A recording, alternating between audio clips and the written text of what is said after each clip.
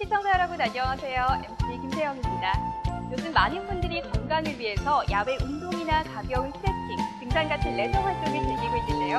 과거와는 다르게 노년층에서도 이런 레저 활동을 즐기고 있습니다. 그런데 늘어난 활동량만큼이나 무릎 관절에 무리가 가서 무릎 통증 때문에 병원을 찾은 환자분들이 많다고 하는데요. 그래서 오늘 이 시간에는 무릎 관절에 관한 자세한 정보 전해드리려고 합니다. 네, 오늘 이 시간에는 정형외과 전문의 김기훈 원장님을 모시고 무릎 관절 질환에 대해서 알아보도록 하겠습니다. 원장님 안녕하십니까? 네, 우리 신체는 많은 관절로 이루어져 있잖아요. 그중에서도 오늘은 무릎 관절에 대해서 알아보도록 하겠습니다. 먼저 질문에 앞서서 오늘 제가 이 병원을 들어서면서 마크를 하나 발견했거든요. 이 보건복지부 지정 관절 전문 병원이라는 마크던데 이게 어떤 의미인지 궁금합니다. 네, 전문병원 제도에 대해서 아직 모르고 계신 분들이 많이 있는데요. 전문병원 제도는 특정 진료 과목이나 특정 질환에 대해서 난이도 높은 의료 행위를 하는 것으로 보건복지부에서 선정된 병원을 말합니다. 전문병원은 중소병원의 보건의료 체계상 기능을 강화하고 국민들에게 우수한 양질의 의료 서비스를 제공하기 위해서 여러 가지 엄격한 검증과 심사를 거쳐서 보건복지부에서 지정하고 있습니다. 따라서 이러한 엄격한 심사를 거쳐 선정된 전문병원은 그만큼 환자들에게 더 나은 의료 서비스를 제공한다고 볼 수가 있습니다. 네, 그렇다면 모든 병원이 전문병원이 될 수 있는 건가요? 그렇지는 않습니다. 먼저 전문병원 유형을 알아보면 난이도 높은 중증도 높은 질환 및 시술과 관련된 의료 서비스를 주로 제공하는 병원, 서비스 제공의 경제성이 있어 경쟁력이 높은 병원, 수요가 제한적이나 국가적으로 갖춰야 할 서비스 혹은 수요 대비 공급이 부족한 서비스를 제공하는 병원 등이 있으며 지정 방식은 지정 신청을 한 병원급 의료기관을 대상으로 지정 기준을 충족하는 병원에 대해서 상대평가를 실시하여 지역별, 분야별 균형을 고려하여 보건복지부 장관이 지정합니다. 2015년 현재 전국에서 18개의 관절 전문병원이 지정되어 있으며 각 질환별 전문병원에 대한 정보는 대한전문병원협의회 및 보건복지부 홈페이지를 통해 검색해 보실 수 있습니다. 네, 우리 시청자 여러분들께서도 특정 질환에 대한 전문병원을 미리 알고 이용하신다면 양질의 의료 서비스를 받을 수 있을 것 같다는 생각이 드는데요. 그렇다면 지금부터 본격적으로 무릎 질환에 대해서 알아보도록 하겠습니다. 먼저 무릎 질환에 대해서 알아보기에 앞서서 관절의 구조와 무릎의 역할에 대해서 설명 부탁드립니다. 네, 우리의 몸은 206개의 뼈로 이루어져 있는데요. 관절이란 이 뼈와 뼈가 만나는 곳을 말합니다. 인체는 크고 작은 뼈를 연결하는 68개의 관절이 있어 유연한 활동을 할 수 있게 하는데 그림을 보시면서 관절의 구조에 대해 자세히 설명드리겠습니다. 관절에는 연골이 있어서 뼈의 끝부분에 붙어 뼈를 보호하고 뼈와 뼈가 직접 부딪혀 마찰을 일으키지 않도록 쿠션 역할을 해주는 물질입니다. 그리고 수축작용을 통해 동작에 필요한 힘을 제공하고 관절 주위 대부분 충격 흡수의 결정적 역할을 담당하는 인대가 있습니다. 관절의 구조에서 보시듯이 관절은 마모와 손상, 마찰로부터 연골을 보호해주고 인대와 근의 충격을 완화시켜주는 전략적 지점에 위치한 작고 액이 가득 찬 주머니 모양의 액낭이 있습니다. 이처럼 관절은 뼈와 뼈 사이가 부드럽게 운동할 수 있도록 연골과 윤활, 액, 막, 인대 등으로 구성되어 있으며 움직임에 따라 발생하는 충격을 흡수하는 역할을 합니다. 무릎의 역할을 살펴보면 무릎 관절은 신체에서 가장 큰 관절이며 일상생활을 수행하는 데 필수 기관입니다. 무릎의 역할은 뼈와 뼈, 즉 대퇴골과 경골이 만나서 우리가 움직일 수 있도록 하는 역할을 합니다. 그래서 무릎 관절이 잘 움직일 수 있도록 뼈 사이에는 무릎 연골이 있어서 관절 운동을 원활하게 하고 충격을 흡수하며 움직일 때 생기는 마찰을 최소화하는 역할을 합니다. 네, 그렇군요. 그렇다면 무릎에서 통증이 있다면 어떠한 문제들로 인해서 발생되는지 궁금합니다. 네, 무릎의 통증, 부종 등의 증상이 나타날 때 무릎 주위의 골절과 같은 골 손상의 여부를 확인하는 것이 우선 중요하겠지만 골 조직 못지않게 중요한 역할을 차지하는 반월상 연골판이나 십자인대, 척부인대, 연골, 그 주변의 근육 및 힘줄 손상 등이 있는지 확인하는 것도 아주 중요합니다. 실제로 무릎 관절 주변의 골절이 발견되어 여기에만 신경 쓴 나머지 연부 조직의 손상을 간과하거나 골절이 없으므로 특별한 연부 조직의 손상이 없을 거라고 생각하는 잘못을 저지르지 않도록 주의해야 합니다. 네, 최근 트렌드가 건강한 몸매에 집중되면서 운동을 하시는 분들도 부쩍 늘어난 것 같습니다. 이런저런 운동을 하다 보면 부상을 당하기 마련이잖아요. 특히 무릎과 관련해서 십자인대 파열 당하시는 분들 꽤 있더라고요. 이 십자인대 파열이 뭔지 설명 부탁드립니다. 네. 무릎에는 네 가지 인대가 무릎 앞과 뒤, 안쪽과 바깥쪽에서 관절을 지탱하는 역할을 합니다. 인대의 생긴 형태가 십자 모양이어서 십자인대라고 부르는데요. 십자인대는 무릎 관절이 갑자기 꺾이거나 헛돌게 되는 것을 방지합니다.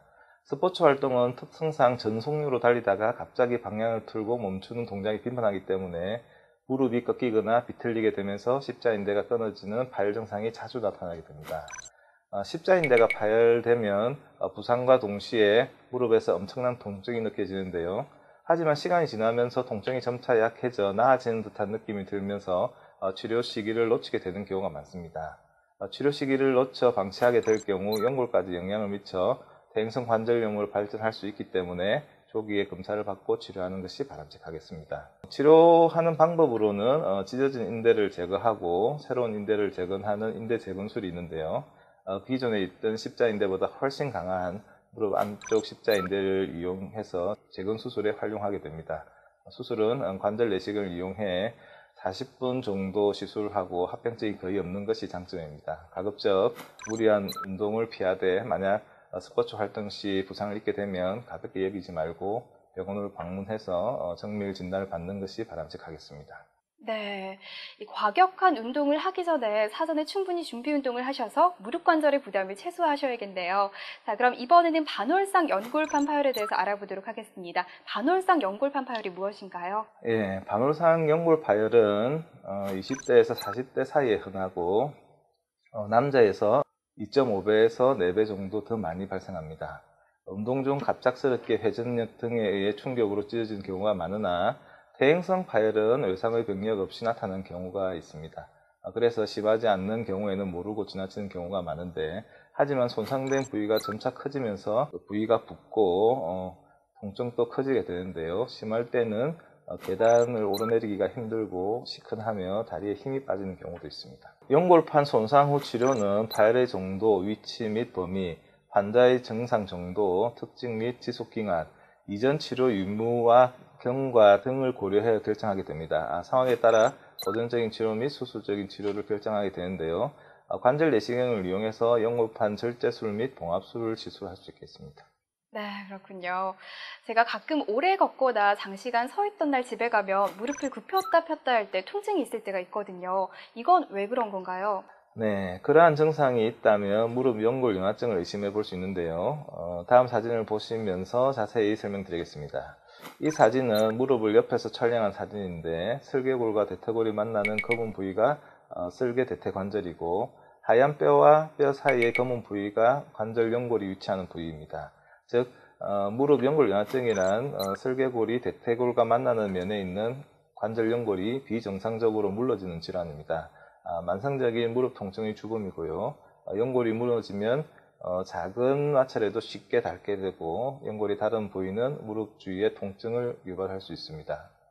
무릎 앞쪽에 강한 충격을 받았거나 골절, 탈구, 무릎 관절 사용이 너무 없었던 경우 등 여러 가지 이유에서 무릎 관절의 연골이 없어질 수도 있습니다. 이렇게 되면 마찰로 인해 무릎에서 소리가 나거나 통증이 오게 됩니다. 특히 통증의 경우 무릎 앞부분의 통증이 심합니다.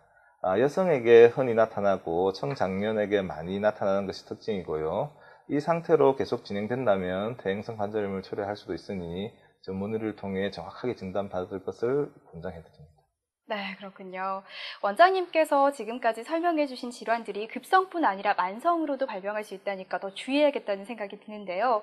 만성적인 무릎 질환하면 가장 먼저 떠오르는 것이 무릎 관절염입니다. 무릎 관절염에 대해서도 설명 부탁드릴게요. 네.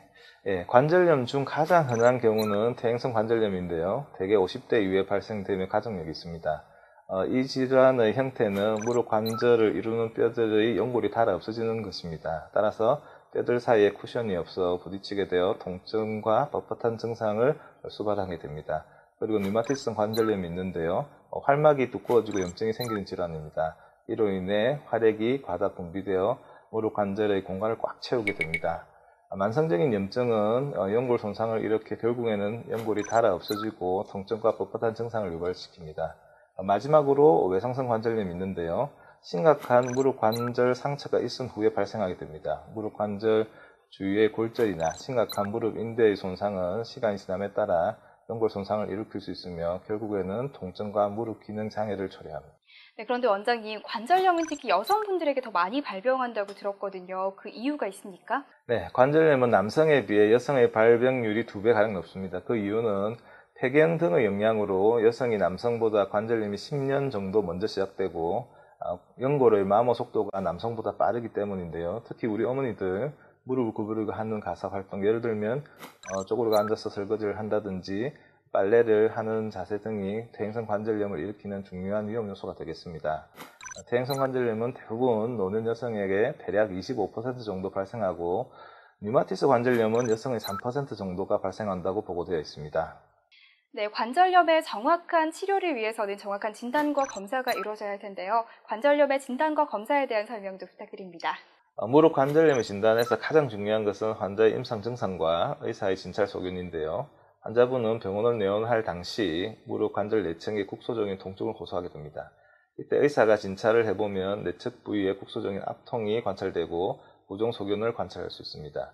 이러한 증상이 관찰될 때 단순 방사선 검사, 즉 엑스레이로 간편하게 퇴행성 관절염을 진단할 수 있고요. 좀 더 조기 발견을 위해서는 MRI 검사를 통해서 퇴행성 관절염을 조기 진단할 수 있습니다. MRI 검사는 보시다시피 관절 내의 연골과 연골판 및 각종 인대의 모양이나 이상을 알 수 있는데요. 왼쪽에 있는 사진은 정상 MRI 사진이고 오른쪽에 있는 사진은 연골의 결손이 있는 MRI 사진입니다. 대개 환자분들이 빠르게 통증만 없애려고 한다거나 비용적인 부담으로 정밀 검사를 하지 않고 치료하는 경우가 있는데요. 이런 경우에는 정확한 진단이 어렵기 때문에 통증 치료만 하게 되어 그에 따라 통증이 재발한다거나 장기간 투약으로 위장질환이 생길 수도 있고요. 잦은 관절 내 주사 치료로 합병증 등도 발생할 수 있어서 경제적, 개인적으로도 손실이 발생할 수 있습니다. 따라서 정확한 진단 후에 치료를 받는 것이 환자분에게 도움된다고 생각됩니다. 네, 그렇군요. 이렇게 정확한 진단과 검사를 통해서 퇴행성 관절염이라고 판명되면 어떤 치료를 받게 되나요? 네, 관절염 초기에는 운동요법, 약물요법, 주사요법 등의 비수술적 치료로 관절염의 진행을 늦출 수가 있습니다. 중기 이상의 진행된 관절염의 경우에는 수술적 치료를 시행하게 되는데요. 이 수술적 치료에는 관절 내시경 수술, 교정절골술, 자가연골 배양 이식술, 연골 성형술, 그리고 가장 마지막으로 선택할 수 있는 인공관절 치환술 등이 있습니다. 네, 그럼 지금부터 본격적으로 치료 방법에 대해서 알아보도록 하겠습니다. 원장님께서 앞서 말씀해주신 관절염의 치료 방법 중에서 먼저 약물요법과 주사요법에 대해서 설명 부탁드릴게요. 네, 약물요법에 주로 사용되는 약물은 진통소염제인데요. 진통소염제는 관절의 국소적인 염증 및 통증을 완화시킴으로써 증상을 많이 호전시킬 수 있습니다. 이 진통소염제는 당뇨나 고혈압 환자에게도 사용할 수 있고 특별한 부작용이 없으며 관절염의 진행을 늦출 수 있어서 관절염 치료의 중요한 치료 방법 중에 하나라고 할 수 있습니다. 스테로이드 성분의 주사 치료는 마약 성분과 함께 강력한 진통 소염 효과를 가지는 주사제입니다. 관절염은 대부분 염증 및 통증을 유발하는 질환이기 때문에 이를 완화하기 위해서 스테로이드 주사를 간혹 사용을 합니다. 하지만 장기간 투여 시 감염이나 골괴사 같은 심각한 부작용이 생길 수 있어서 주의를 요합니다. 네, 흔히들 뼈주사라며 통증이 심할 때 간단하게 치료받는 이 주사도 지속적으로 맞을 경우에 부작용이 생길 수 있다고 하니까 주의해야겠다는 생각이 드는데요. 다음으로는 수술적 치료 방법인 연골 재생술에 대해서 설명 부탁드립니다. 네, 먼저 자가골 연골 이식술이 있는데요. 체중 부하를 받지 않는 부위의 연골편을 채취해서 4제곱cm 이하의 손상된 연골 부위에 이식함으로써 관절을 복원시키는 방법입니다. 그리고 자가 연골세포 배양 이식술이 있는데 관절 내시경으로 자신의 무릎에서 연골을 채취해서 6주간 연골세포를 배양한 뒤 다시 손상된 부위에 이식하는 방법입니다. 네, 그렇군요. 요즘에는 바쁘신 분들을 위해서 빠른 시간 내에 시술이 가능하고 또 통증도 적어서 각광을 받고 있는 관절 내시경술이 있다고 들었습니다. 관절 내시경술이 무엇인가요? 네, 관절 내시경 수술은 무릎이나 어깨 등의 통증 부위에 4mm 정도의 작은 절개를 통해 초소형 카메라와 레이저 수술 도구가 장착된 가늘관을 삽입하여 환자의 병된 부위를 정확히 보면서 진단 및 치료가 동시에 이루어질 수 있게 하는 수술 방법입니다. 초소형 카메라에서 전송되는 관절 내의 상태를 모니터를 통해 크게 확인할 수 있어서 정확도가 높고 절개 부위가 작아 치료 후 회복 속도가 빠른 장점을 보입니다. 또한 수술 소요 시간이 20분 내지 30분 정도로 비교적 짧은 편이고 입원 기간도 짧아 수술에 대한 부담감이 많이 줄었다 할 수 있습니다. 다음 사진은 초기 관절염 환자의 관절 내시경 사진으로 사진을 보시면 관절 연골이 헤어져 있으며 실처럼 풀려 있고 매끈하지 않는 걸 보실 수 있습니다. 다음은 중기 관절염 환자의 사진인데요. 관절의 연골이 정상의 연골에 비해 연골이 일부 소실되어 뼈가 녹아 수술을 요하게 됩니다.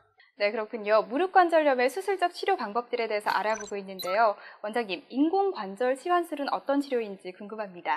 네, 흔히 인공관절 수술이라고 하는 인공관절 전 치환술은 나이가 들면서 발생하는 각종 관절염 또는 외상 등의 원인으로 관절이 심하게 손상되어 관절이 정상적인 기능을 더 이상 할 수 없을 때 하는 수술입니다. 손상된 뼈나 연골을 제거하고 특수 재질로 제작된 인공적인 관절로 대체하는 수술로 최근 보편적으로 행해지는 수술입니다. 인공관절의 제작 기술도 많이 발전되어 수명이 더 늘어난 세라믹형 인공관절, 한국인들의 자식 생활에 적합한 고굴곡 인공관절, 여성의 무릎에 적합한 여성용 인공관절 등으로 각 환자의 개개인의 상태에 맞는 인공관절 수술이 가능하게 되었습니다. 관절의 손상 정도에 따라 관절 전체를 교환하는 인공관절 전 치환술과 관절의 일부분을 교체하는 부분 치환술로 수술하게 됩니다. 그리고 이러한 인공관절 수술 시에 정확성을 기하기 위해 최근에는 첨단 기기들을 사용하고 있는 추세입니다. 네, 의료과학의 발전으로 인공장기가 개발된다는 소식은 들었거든요. 그런데 관절까지 인공관절로 대체할 수 있는 시대에 살고 있다니 정말 놀랍습니다. 다음으로는 인공관절 부분 치환술에 대한 설명을 부탁드릴게요. 네, 인공관절 부분 치환술이란 관절의 한쪽 부분만 달아있는 경우 그 부분만 인공관절로 바꾸는 방법입니다. 이 부분 치환술의 장점은 피부 절개가 상대적으로 적으며 손상된 관절 부위만 제거함으로써 인대, 힘줄, 뼈 등 본인의 관절을 최대한 보존할 수 있습니다. 그리고 수술 시간이 1시간 내외로 상대적으로 짧으며 수술 후 조기 회복이 가능합니다. 수술 후 거의 정상에 가까운 관절 운동 능력을 기대할 수 있다는 것도 큰 장점입니다. 또한 다소 고령의 환자에게서도 수술 후 효과가 뛰어난 수술법입니다.